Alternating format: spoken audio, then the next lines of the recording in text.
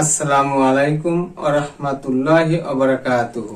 সম্মানিত সুধী, আপনাদের অনুরোধে আজ গ্যাস্ট্রিক আলসার, আইবিএস, দীর্ঘমেয়াদী কোষ্ঠকাঠিন্য ও পুরুষ মানুষের শারীরিক দুর্বলতা নিরাময়ের উপায় নিয়ে আলোচনা করব ইনশাআল্লাহ। পেটের গ্যাস, পেট ফাঁপা, বদহজম ও আইবিএস অতি যন্ত্রণাদায়ক পেটের একটি রোগ। এই রোগের মূল কারণ হচ্ছে রোগীর দৈনন্দিন জীবনের কতগুলো খাবার, অনিয়মিত খাওয়া দাওয়া, পেটে হজম হতে না হতেই পুনরায় খাদ্য খাওয়া, দীর্ঘদিনের পেটের গোলযোগ, দীর্ঘমেয়াদী কোষ্ঠকাঠিন্য, অতিরিক্ত ক্ষুধা অবস্থায় গুরুপাক খাদ্য খাওয়া এবং অতিরিক্ত দুশ্চিন্তা সহ ইত্যাদি কারণে পেট ফাঁপা, বদহজম, অজীর্ণ ও আইবিএস রোগের সৃষ্টি হয়। সম্মানিত দর্শক, পেটের গ্যাস, বদহজম ও আইবিএস এর কারণে যে উপসর্গগুলো প্রকাশ পায় তা হলো পেটের নিচের অংশে ডান বা বাম দিকে অথবা পেটের মাঝখানে ব্যথা হয়, সেই সঙ্গে ঘন ঘন নরম মল ত্যাগের প্রবণতা অথবা দীর্ঘমেয়াদী কোষ্ঠকাঠিন্য দেখা যায়। পেটের মধ্যে চিনচিনে ব্যথা হয়, ক্ষুধা লাগে না, খাবারের পর পেট ভার ভার লাগে এবং অস্থির অস্থির লাগে, খাবার সহজে হজম হয় না, পেটের মধ্যে ভাটভুট শব্দ হয় এবং ডাকাডাকি করে, নাভির নিচে মোচড় দিয়ে ব্যথা হয়, পায়খানায় বসলে উঠতে ইচ্ছা হয় না, খাওয়ার পরপরই পায়খানার বেগ হয়। আবার অনেকেরই মনে হয় অনেক পায়খানা হবে, অথচ পায়খানায় গেলে পায়খানা হয় না, হলেও সামান্য একটু সাথে বিজলযুক্ত মিউকাস থাকে। পায়খানার রাস্তায় ব্যথা হবে, ফুলে ওঠে, অনেকেই এটাকে অর্শোপাইলস বলে ভুল চিকিৎসা করে থাকেন। মাঝারি বয়সের রোগীদের ক্ষেত্রে পাকস্থলীর উপরের অংশে ঊর্ধ্বমুখী বায়ুর চাপে বুকের বাম পার্শ্বে ব্যথা অনুভূতি হয়, সব সময় অস্থির অস্থির লাগে, শরীর প্রচুর দুর্বল হয়, বুক ধরফর করে। এ অবস্থায় অনেকেই এটাকে হৃদরোগ বা হার্টের সমস্যা বলে ভুল করে থাকেন।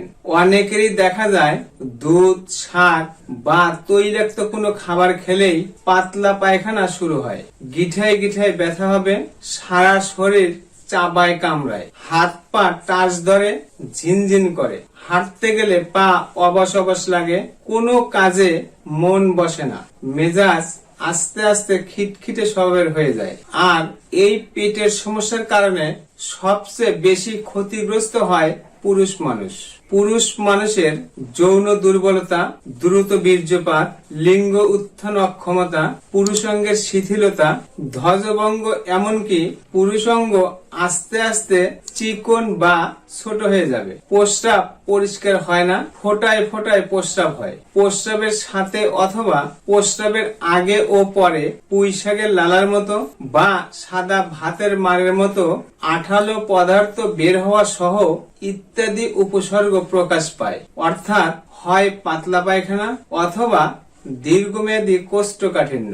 জটিলতা: সময় মতো এই রোগের সঠিক কারণ খুঁজে বের করে চিকিৎসা না করলে অথবা চিকিৎসায় ফলপ্রসূ না হলে মস্তিষ্কের কার্যক্ষমতা নষ্ট হয়ে উন্মাদ, এমনকি মৃত্যু পর্যন্ত ঘটতে পারে।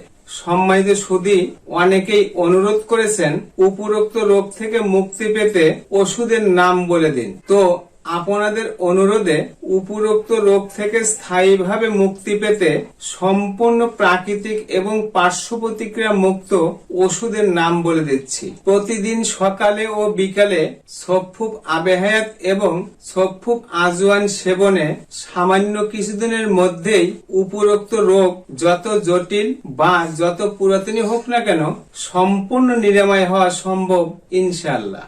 সম্মানিত দর্শক, উপরোক্ত সমস্যা নিয়ে যারা দিনের পর দিন, মাসের পর মাস, বছরের পর বছর কষ্ট ভোগ করিতেছেন, এমনকি আশা ছেড়ে দিয়েছেন, হয়তো জীবনে আর এই রোগ থেকে মুক্তি পাব না, আপনারা হতাশাগ্রস্ত না হয়ে উপরোক্ত রোগের স্থায়ী সমাধান পেতে স্ক্রিনে দেওয়া ঠিকানায় একবারের জন্য হলেও যোগাযোগ করুন। আপনার রোগ যত পুরাতন বা যত জটিল হোক না কেন, সামান্য কিছুদিনের মধ্যে সম্পূর্ণ নিরাময় হওয়া সম্ভব ইনশাআল্লাহ। আপনাদের জীবন আনন্দময় করে তুলতে এবং নতুন নতুন স্বাস্থ্য বিষয়ক পরামর্শ পেতে লাইক দিয়ে আমার সাথেই থাকুন। ভিডিওটি শেয়ার করে সবাইকে দেখার সুযোগ করে দিন। আমার কথাগুলো কোথাও বুঝতে অসুবিধা হলে অথবা বিস্তারিত জানতে কমেন্ট করুন। আজ এ পর্যন্তই, আবারও দেখা হবে নতুন কোনো বিষয় নিয়ে। ততক্ষণ মহান আল্লাহ তাআলা আমাদের সবাইকে ভালো রাখুন, সুস্থ রাখুন। আসসালামু আলাইকুম ওয়া রাহমাতুল্লাহি ওয়া বারাকাতুহু।